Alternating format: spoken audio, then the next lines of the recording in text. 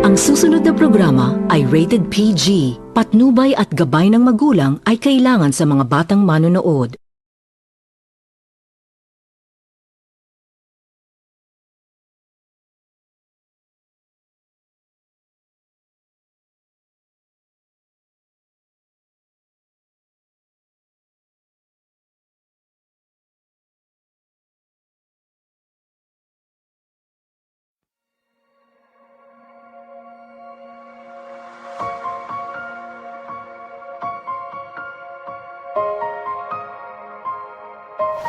Buwan ng Oktubre, may magaganap na piging sa bahay ni Kapitan Tiago.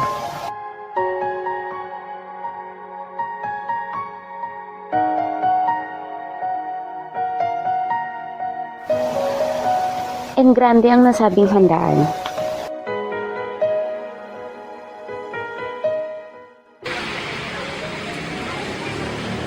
Iba ang pamamahala dito sa Pilipinas kumpara sa Madrid. Hindi ako nasisiyahan sa 20 taon kong paninirahan sa San Diego. Mag-iba tayo ng karanasan. Ilang buwan pa lamang ako sa kamiling, pero Napasama ako dahil sa pangungonsintin sa mga erehe. Hindi dapat nangailam ang Kapitan General sa pagpapatapon ko sa bangkay ng isang erehe.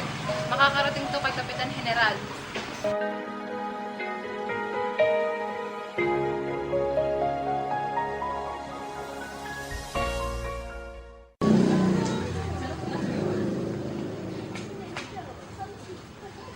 Siya si Don Crisostomo Ibarra, ang anak ng namatay kong kaibigan. Kararating niya lang galing Europa. Malugod na bumati si Ibarra, subalit Kagala kong makilala ang kura ng aming bayan at matalik na kaibigan ng aking ama. Hindi ako kailanman naging matalik na kaibigan ng iyong ama. Marangal at napakabuting tao ni Don Rafael. Marami na siyang natulungan. Salamat sa inyong papuri sa aking ama, Iñete. walang pumansin kay Ibarra sa grupo ng mga kababaihan, kaya nagpasya siya na sa mga kalalakihan na lamang makipag-usap. Ako si Kapitan Tino, nais kitang imbitahan sa pananghalian bukas. Pagpaumanin ninyo, pero bukas po ang uwi ko sa Diego. Naguunahan sina Padre Sibila at Padre Damaso sa panguluhan ng hapag, pero taliwas ang kanilang mga sinabi. Maupo po kayo, karapat-dapat na nakakatanda, mataas ang kapangyarihan at makapangyarihan. Kayo ang karapat-dapat dahil kayo ang bagong kura ng bayang ito.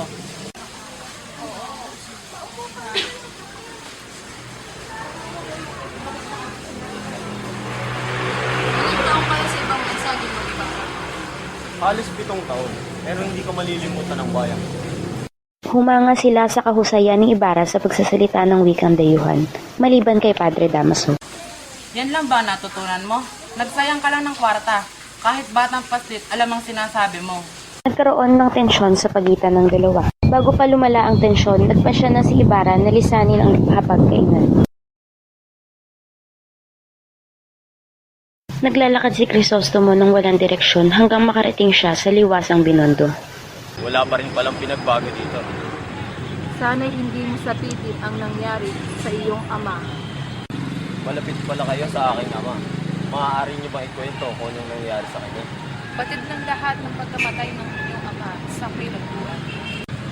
Maraming naiinggit at nagalit sa kanya mula nang makasira sila ni Padre Damaso. Madalas pasaringan ng pari ang mag-ama sa tuwing nagsisermon. Ikinuwento ng tingente kay Ibarra kung bakit nakulong si Don Rafael.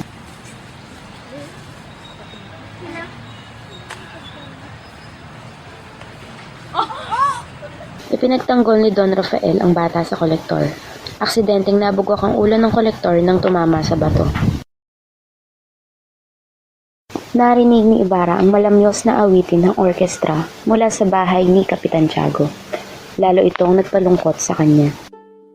Naglaro sa isip ni Crisostomo ang magandang mukha ni Maria Clara.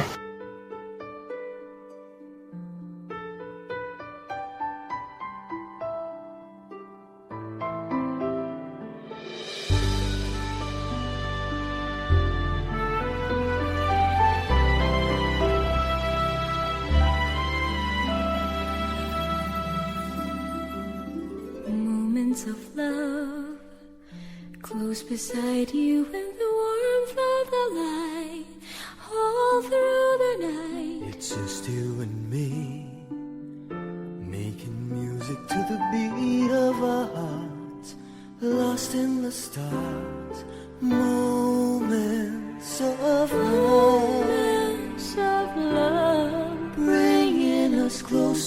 together. Sweet memories. I know we'll remember forever. Moments of love.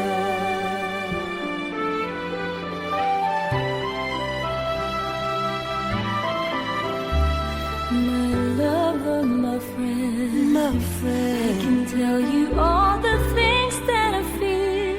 Our love is real. here in your arms, I feel just like I could do anything. You've given me wings, moments of love, bringing us closer together. Sweet memories, I know we'll remember forever. Moments of love. Faded photographs and letters, signed I love you. Promises we made and kept, and dreams that came true. Dreams that came true.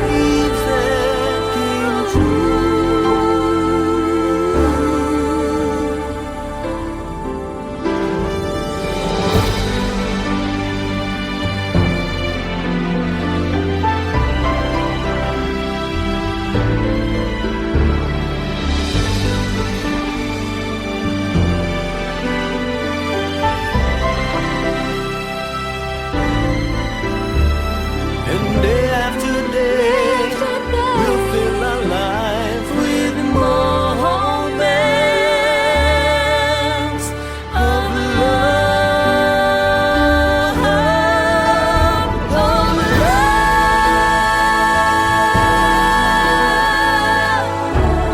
bringing us closer together. Sweet memories, I know we'll remember forever.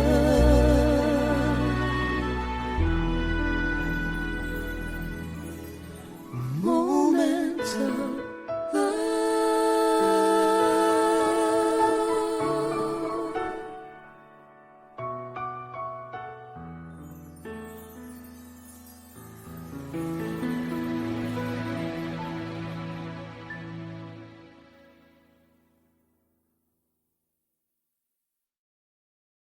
Napalitan ito ng isang madilim na eksena.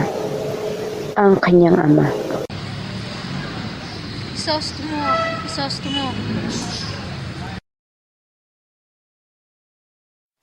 Kilalang mabuting tao si Kapitan Tiago. Mayaman, masipag, at ama ng dalagang si Maria Clara. Si Doña Pia Alba ang kanyang asawa. Nanalig ang mag-asawang Tiago at Doña Pia Alba sa Birheng Obando para magkaanak. Sapay na rin ito ni Padre Damaso. Kalaunan ay namatay din sa kalungkutan si Doña Pia Alba. Mabuti pa siguro magbakasyon ka muna para makalamak ka na sa sariwang hangin. Saan mo ba gusto? Sa Malabon o sa San Diego? San Diego na lang. Dahil malapit na rin ang pista. Tumalaw si Crisostomo sa kasintahan pagkaraan ng matagal na panahon. Akala ko'y nakalimot ka na. Hindi mangyayari yun, mahal. Inasa ni Maria Clara ang liham ng binata na aniyay pulos kasinungalingan ang laman. Kung makalimot ka na, tapos mo dahil ko sa'yo magdalak ko. Hindi mangyayari yun. Pangalan mo ang aking sinasanggit saan man ako mapadpad. Ilang parusa ang natanggap ko mula sa aking kumpesor na nagsabing kalimutan na kita pero hindi ko pa rin magawa. Ngunit sa likod ng kaligayahang iyon, biglang naalala ni Ibarra ang araw ng mga patay. Kailangan kong bumalik sa San Diego para dalawin ang liging ng aking ama. Nagbalik sa alaala ni Ibarra ang masaya at malungkot na alaala habang pinagmamasdan ng mga tanawin. Bako-bakong kalsada, ang eskolta na tila winasak na ng panahon at ang nabansot ng mga puno ng talisay. Sumurot sa kanyang damdamin ang kalagayan ng mga bilanggong inaalipin. Napadaan sila sa Hardin Botanica at sumagi sa kanyang isip ang Hardin Botaniko sa Europa na ginugulan ng salapi. Naalala niya ang mga salita ng isang gurong pari na namayapa na. Ayon dito, ang karunungan ay para sa mga may puso lamang. Nagpasya na rin si Kapitan Tiago na ilabas na ng kumbento si Maria Clara. Saan ang tungo nyo? Kukunin po namin sa kumbento ang aking mga gamit. Noon din ay pinuntahan ni Padre Damaso si Kapitan Tiago. Ako masusunod sa kung ano magiging kapalaran ni Maria Clara. Ante, Kapitan Tiago. Paano mas makapangyayari pa ang kagustuhan ng isang inaama sa tunay na ama? Dinalaw ni Padre Sibila ang isang matandang pari na may sakit.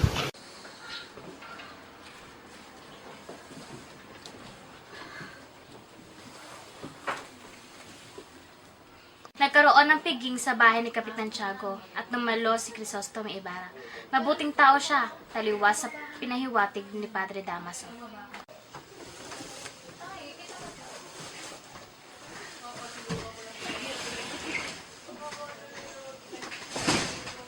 May kapangyarihan tayo. Ang sino mang kumalaban sa atin ay pinapalatangan na hero. Dahil tutol tayo sa kalayaan ng bayan para hindi tayo maalis sa pwesto. Paano kung ang mga kaaway natin ay pakinggan nila? Hindi pwedeng mawala sa atin ang mga lupain at mga paupahang bahay at lupa. Isang matandang Kastila ang pinaniniwala ang engkantado. Pinagpala nito ang gubat ng San Diego, ngunit natagpuang nakabigti ito sa punong balite. Hanggang isang binata ang dumating at nagpakilalang anak raw ng matandang Kastila. Siya si Saturnino, nakapag-asawa at nagkaanak, at si Don Rafael ang supling. Nabibilang rin si Kapitan Tiago sa mga taong mayayaman sa San Diego. Ang tawag sa kanya ay kapitan. Kapitan na tagatanggap lamang ng utos. Sila ang mga taong makapangyarihan sa San Diego. Alam mo, wala pa nito noon. May pinahukay sa akin 20 araw nang naililibing. Ang hanap niyo po ba'y Adelba, Sampagat, Bulaklakan ng halaman? Wala na po dito yon. Anong ginawa mo sa bangkay ng ama ko? Pinahukay ng kurang malaki, pang ilipat ko sa libingan ng mga inchik. Pero ito itinapon ko sa ilog. Halos panawan ng bait si Ibarra sa natuklasan. Nagtagpo sila ni Padre Salvi at doon niya ibinuhos ang lahat ng kanyang galit. Anong ginawa mo sa bangkay ng ama ko? Hindi ako si Padre Damaso. Si Don Anastasio o mas kilalang Pilosopong Tasio ang pinakamatalinong tao sa San Diego. Nag-aral siya ng pilosopiya, ngunit hindi nakatapos sa takot ng ina na makalimot sa Diyos. Tila masaya ka yata ngayon Dahil may tatanaw akong pag-asa. Ang pag-asang tinutukoy ni Tasio ay isang malaking unos. Ang kidlat na papatay ng tao at susunod ng mga bahay. Sabi ko nga sa Kapitan General na bumili ng kidlat at pangputok ng kulit. Subalit pawang kulitis at pangputok lamang ang pinaiputok.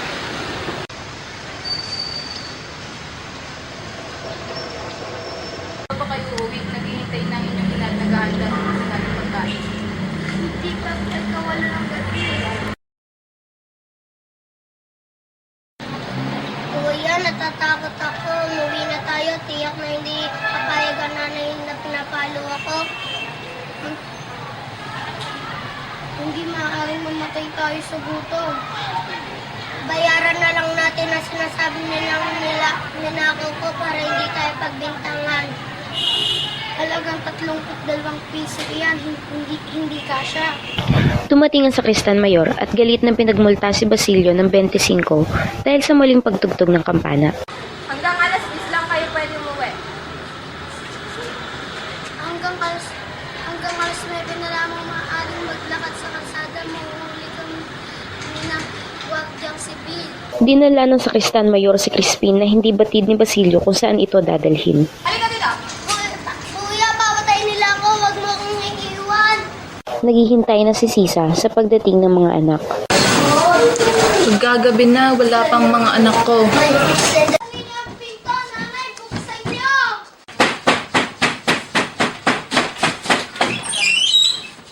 Anong nangyari sa'yo? Asa si Crispin? Naiwan po siya sa kumbento dahil pinagbintangan po siyang magnanakaw. Tatlo ang misang iniaalay sa mga kaluluwa tuwing undas. 3 pari ang pinagpipilian na magmimisa sa araw ng pista. Ito ay sina Padre Salvi, Padre Damaso at Padre Martin, ang coadjutor. Nadala ako ng mga saging para sa kura. Maaari ko ba siyang makausap? Hindi pwedeng abalahin ng kura ngayon dahil may sakit siya. Eh si Crispin, maaari ko ba siyang makausap? Mas magnakaw ay tumakas si Crispin. Naisumbong na siya sa Guardia Civil. Mas masahal pa yung anak niya sa kanyang ama. Tila nabingi si Sisa sa huling salitang binitawan ng kusinero.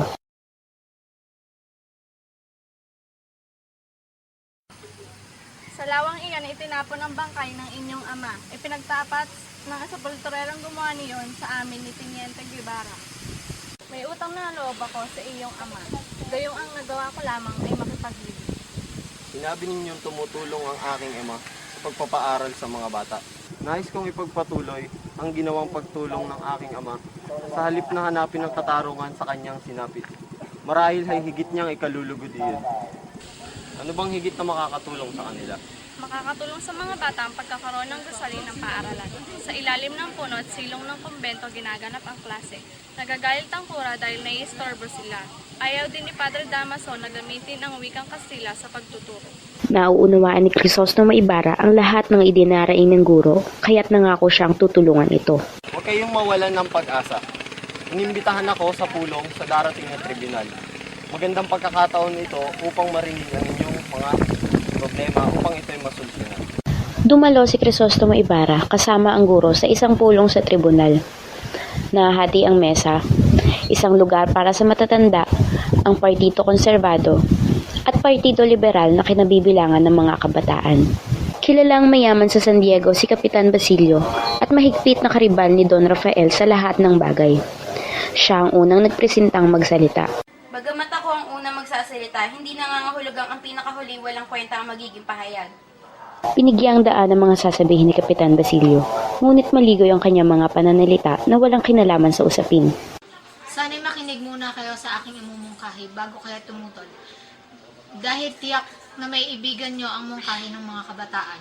Nagbigay ng kani-kaniyang opinyon ang mga nagsidalo hanggang sa may isang sumalungat. Bakit hindi niyo agad sinabi ano pa ang kabuluhan ng pagpupulong na ito? Ang kura ay may planong iba, hindi natin siya maaring salungatin sapagkat maaari tayong ipabilanggo sa Alkalde Mayor. Nalaman ni Sisa na wala sa kumbento si Crispin kaya nagmamadali siyang umalis para umuwi ng bahay. Diyos ko, mga Guardia Civil! Ay, nasa ng mga anak mo? Sa oras magsinungaling kayo, tatali ka namin sa punong kahoy at bakit sa kababalik. Hindi ko po alam kung nasaan sila. Matagal ko na pong hindi nakikita ang bunso kong si Crispin. Ibigay mo sa amin ang salapi na galing sa mga anak mo. Kung ayaw mo, ikaw ang aming huligin. Si Basilio, walang naibigay sa akin ni isang kusing.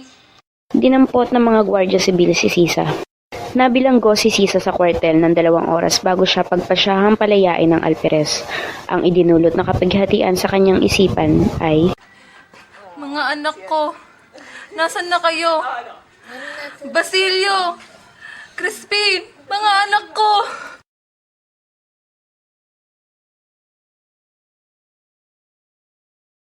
Tatlong araw ang naging paghahanda ng mga mamamayan ng San Diego para sa darating na kapistahan. Isa sa naging usap-usapan ang pagdating ni Maria Clara.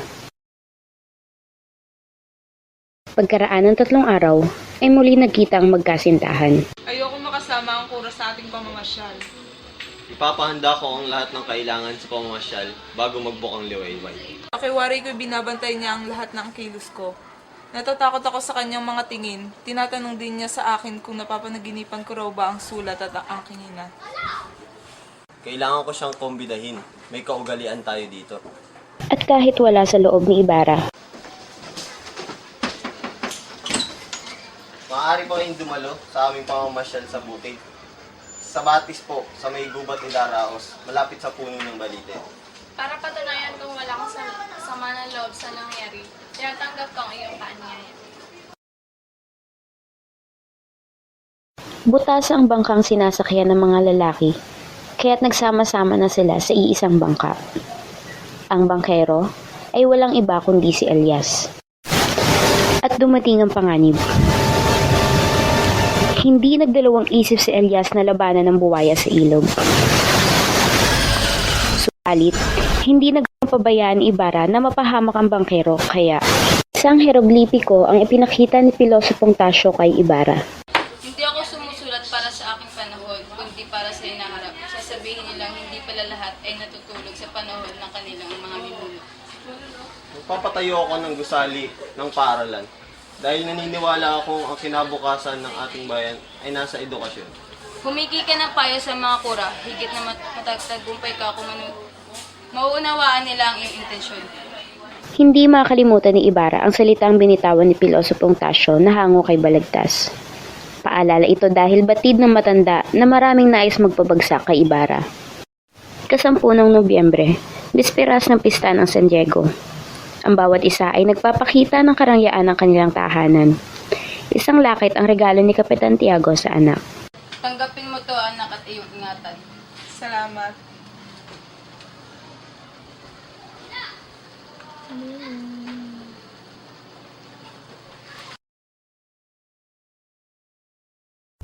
Binati ni Kapitan Tiago si Ibarra dahil sa mga papuring natanggap nito sa pinakasikat na diaryong natatanging Pilipinong Kastila at dakilang pilantropo at henyo. Dito ka na maghapunan at darating si Padre Damaso. Gusto kong nagkakaunawaan kayo. May tamang panahon po para diyan. Plano ko nang kalimutan ang sinapit ng aking ama. Tama ang mungkahin ni Kapitan Basilio. Nagugulin ko sa mga guro ang alimang salaping aking gagamitin sa paghahanap ng katarungan. Sino yun? Hindi yung mamang kitang usap-usapan niya sa bayan. Nakakaawa naman siya.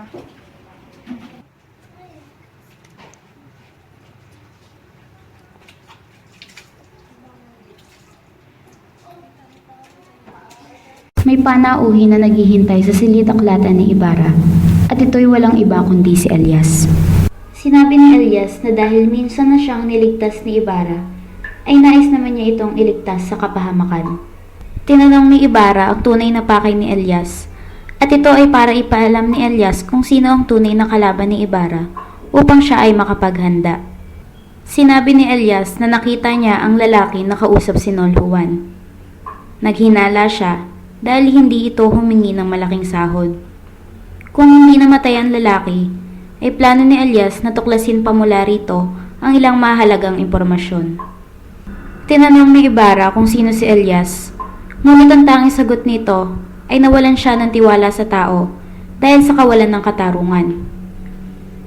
Pinayuhan nito na kinakailangang mag-ingat ni Ibarra. Kailangan itong maging ligtas para sa kapakanan ng kanilang bayan.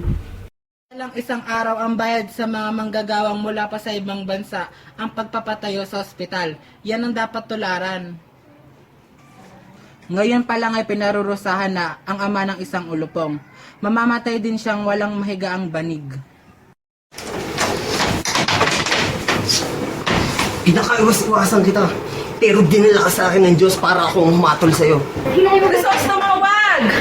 Aking ama, pinatuloy ang paring ito sa aming tahanan at pinakain. Ngunit anong kanya iginanti? Inusig, hinamak ang kanyang libing. Dapat ka lang mamatay. Pinagbuwalan si Maria Clara ng ama na makapagkita at makipag-usap kay Crisostomo dahil sa pagiging ex-komunikado nito. Ipinag-utos ni Padre Damaso na sirain ang kasunduan ng pag-iisang dibdib na magkasintahan. Na maging ex-komunikado din. Ano raw ba ang mahalaga, ang salapi o ang aking buhay at kaluluwa?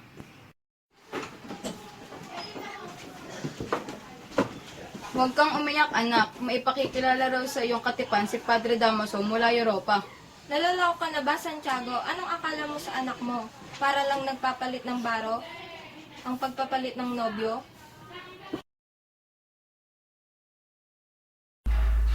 Dumating ang Kapitan General sa bahay ni Kapitan Tiago. Ipinahanap kaagad ng Kapitan General si Crisostomo Ibarra. Nalaman nito ang ginawa ni Maria Clara na pahupain ang galit ni Ibarra.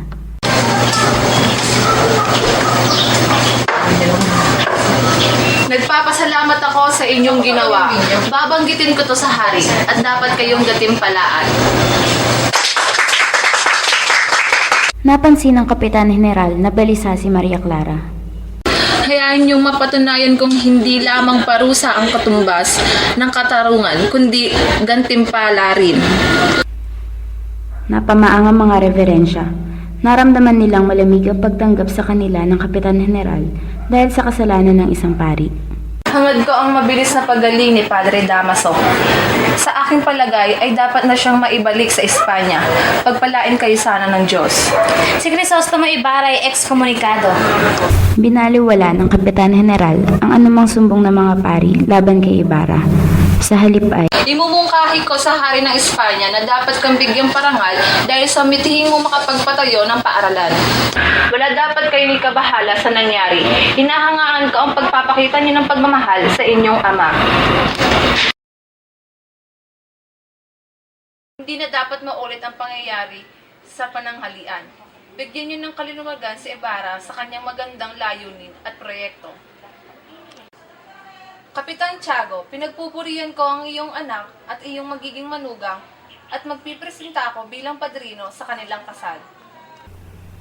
pinagmasdan ni na Ibarra at Kapitan General ang mga agwasil at tinyente na may pamalo upang gamitin sa sinumang maniksik o may walay sa hanay. Parusa ba o katuwaan lang ang pamamalong iyon? Sa aking palagay, hindi yan makatarungan at kailangan ipagbawal.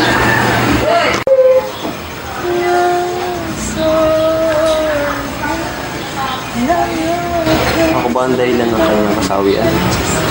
Si Doña Consolacion ay laging may nakasupalpal na tabako sa bibig. Ipinatawag niya sa utusan si Sisa upang pakantahin. Vamos! Magkanta ikaw! Sana'y di magmaliw ang dati kong araw nang munti pang bata sa piling ni nanay. Kumanta si Sisa ng kundima ng gabi. Ang awit ay tumalab sa damdamin ng Donya. Tama na! Tumigil ka sa pagkanta! Napahiya ang Donya at pinaalis ang bantay. Binilikan niya si Sisa na hawak ang latiko at muli niya itong inutusang sumayaw. Pagkaraang makipag-usap kay Elias ay nagpasya si Crisostomo na dalawin si Maria Clara nang makasalubong niya si Lucas. Ginoong Ibarra, ako po si Lucas, ang kapatid na lalaking namatay kahapon. Gusto ko po sanang malaman kung magkano ibabayad niya sa akin sa pagkamatay ng kapatid. Wala akong oras para pag-usapan yan dahil may dadalawin akong may sakit. Bumalik ka na lamang mamayang hapon. May oras kayo para sa may sakit, ngunit sa isang patay ay wala. Dahil ba mahirap kami? Apo ka nga ng lalaking nagpabilad sa init sa aking ama. Parehong paraan ninyo ng pakikitungo. Dumating si Dr. Tiburcio de Espadana para gamutin si Maria Clara kasama si Doña Victorina at Linares. Magandang umaga mga panauhin. Narito ang pinsang kong si Alfonso Linares, kamag-anak din ni Padre Damaso at tanging kalihim ng mga kagawad sa Espanya. Madalas siya sa bahay ni na Conde del Campanario. Ngunit mapapagaling. Sa umaga ay liken at gatas, harabe de altea at 2 piloras de sinaglosa. Samantala, nabighani naman si Linares kay Maria Clara. Noon lamang ito nakakita ng ganoong klase ng kagandahan. Hindi makapaniwala ang ilang saksing naroon ng matapang na anyo pala ay may ganoong kalambot na damdamin. Maria, anak ko, hindi ka mamamatay. Ikaw palang binanggit na sa liham. Natanggap po akong abogado sa Universidad Central. Kung gano'n ay madali lamang kitang may papasok sa trabaho. Kung asawa, mahirap kitang ihanap na mapapangasawa. Sino ka? Galing ako lang Ginoong Ibarra para humingi ng bayad sa pagkamatay ng kapatid ko. 500 lamang ang binigay niya at wag na daw akong babalik. Humingi din ng pera si Lucas sa pari. Magpasalamat ka't hindi ka pinabiling ko ni Ginoong Ibarra. Lumayas ka ngayon din! Ha, madamot kayong lahat. Kung sino magbabayad ng malaki, siya ang aking paglilingkuran. Lumubha ang kalagayan ni Maria Clara pagkatapos mangumpisal. Sa pagkahibang, ay tinatawag niya ang inang hindi man lamang niya nakilala.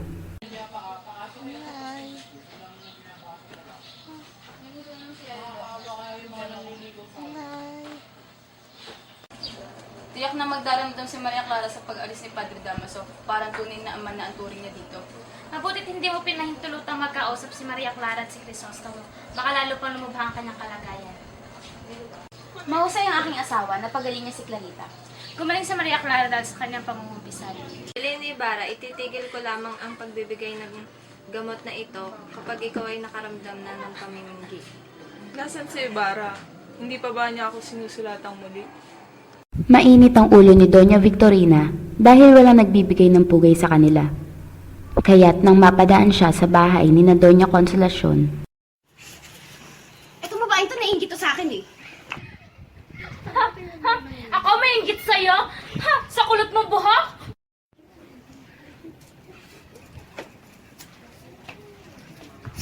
Tama na yan, uwi na tayo. Hindi, tuturo ko pa na leksyon itong babae. Naungkat ang pagiging labandera ng asawa ng Alperes. Samantalang ipinagdidikdikan naman ng isang donya ang pagiging pilay at panggap na doktor ng asawa nito. Nga ba? Paano? Pinagtudyang asawa mo. Ay, pilan mo nga ako nag-iintang ulo ko. Ilang araw pa ang lumipas at bumisita si Crisostomo para ihatid ang magandang balita kay Maria Clara na hindi na siya ekskomunikado.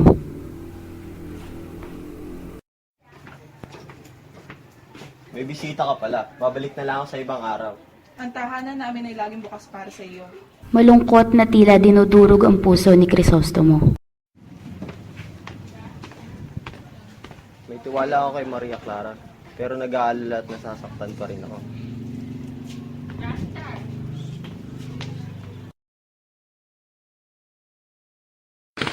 Ginoong Ibarra, ako ay isang subong tagapagdala ng mga mensahe sa mga sawintalan.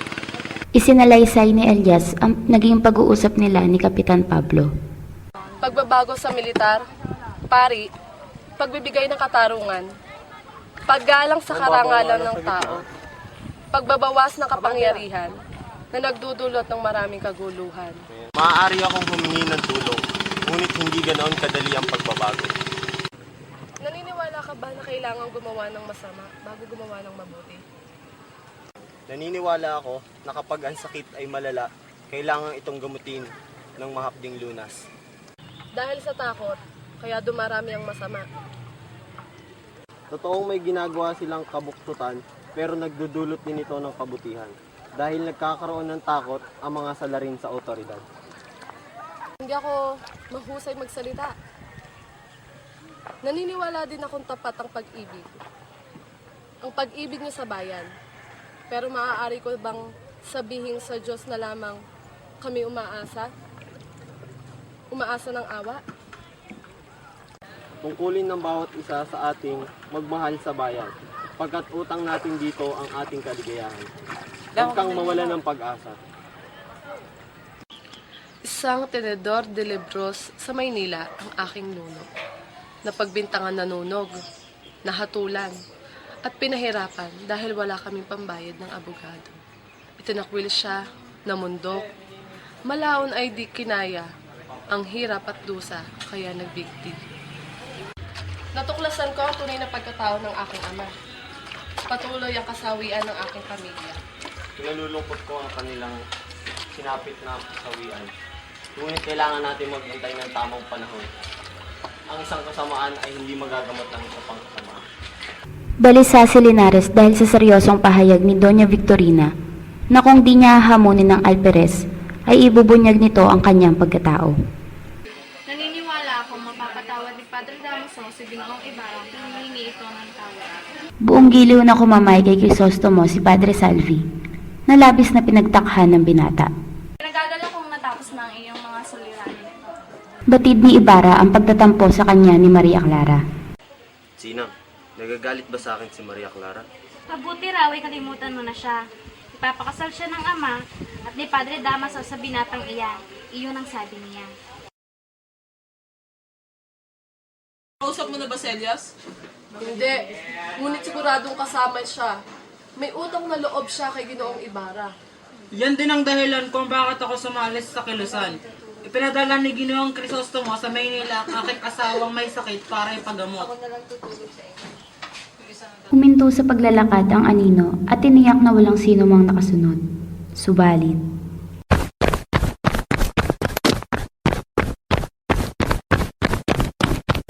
May sumusunod sa akin. Baka Guardia Civil. Mag-iwahiwalay na tayo at bukas niyo makukuha ang inyong mga sandata. Sa gabi ng pagsalakay, isigaw nyo, Viva Don Crisostomo Ibarra! nakadakdang dumating si Crisostomo Ibarra sa bahay ni Kapitan Tiago na ikawalo ng gabi at nakatakda rin sa oras na iyon ang pagsalakay. Nandiyan na siya, narinig mo?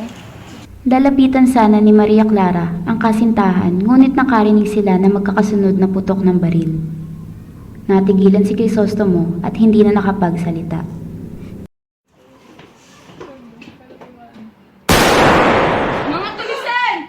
Nagpatuloy ang putukan at kaguluhan sa paligid. Nakarinig sila ng silbato at ilan pang putok ng baril hanggang sa tuluyang nawala at nanumbalik ang katahimikan. Iposa sa mga kamay! Sa mga salarin! Hinuhuli namin kayo sa ngalan ng hari! Naalala niya ang mga bilanggo na nakita niya noong siya ay nasa Maynila. Ang kanyang ama na naghihirap sa bilangguan at ang kwento ni Elias tungkol sa mga kasawian ng angkan nito.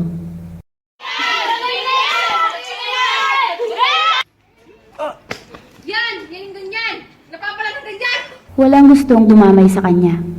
Noon naramdaman ni Crisostomo ang mawala ng karamay, kasintahan, kaibigan, inang bayan at kinabukasan. Labis na dinamdam ni Pilosopong Tasio ang nangyari. Kinabukasan ay natagpuan ng isang pastol na patay na ang matandang lalaki sa kanyang bahay. Sumama ang pakiramdam ni Maria Clara nang marinig ang mga usap-usapan sa umpukan.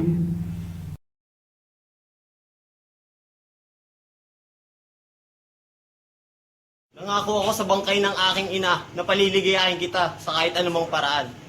Diyan ang lahat ng tungkol sa akin. Tumakas lamang ako. Hindi magtatagal ay malalaman din nila ito. Paalam kay Crisostomo.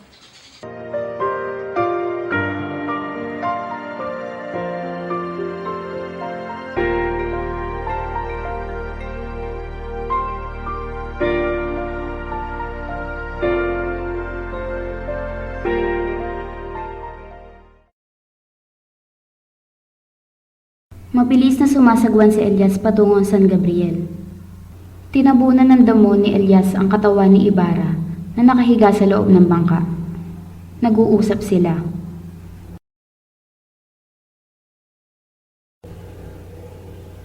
Natuklasan na ang pagtakas ni Crisostomo Ibarra. Napadaan sila sa tapat ng polvorista at sila'y pinatigil ng pantay at tinanong si Elias kung saan ito nanggaling. Huwag kang magsasakay ng maski na sino dahil may nakatakas na bilanggo. Nirarasyonan ko lamang po ng dayami, ang kura at hukom sa Maynila. Hindi sumang-ayon si Elias sa plano ni Crisostomo na paghihimagsik. Nagpasya na si Elias na mamangka patungo sa pulo ng talim. Bakit? Kayo na po ang sumagwan at tatalon ako. Hindi nagawa ang pigilan ni Ibarra si Elias. Si Elias ang tinugis ng mga Guardia Civil sa pag-aakalang ito si Ibarra. Nakarating ang balitang namatay si Ibarra. Labis ang kapighatian ni Maria Clara. Anak! Wala na si Crisostomo. Wala nang dahilan para magtiis at umasa, maliban sa pumasok sa kumbento o ang mamatay na din. Magmong ha? Hindi mo alam ang sinasabi mo. Maraming misteryo ang nagaganap sa kumbento. Matututunan mo ring mahalin si Linares. Ang kumbento o ang kamatayan? Nalaman ni Basilio sa pagtatanong ang nangyari sa kanyang ina na nabaliw ito. Nanay, nasan ka na?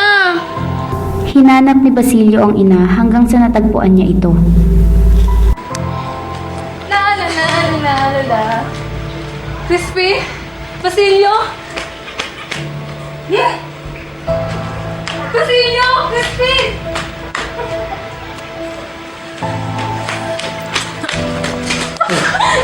pagtakbo ni Sisa ay natisod at nabagok ulo sa bato.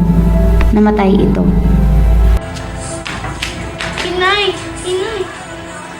Inay, gumising ka! Inay! Dumating si Elias na sugatan din.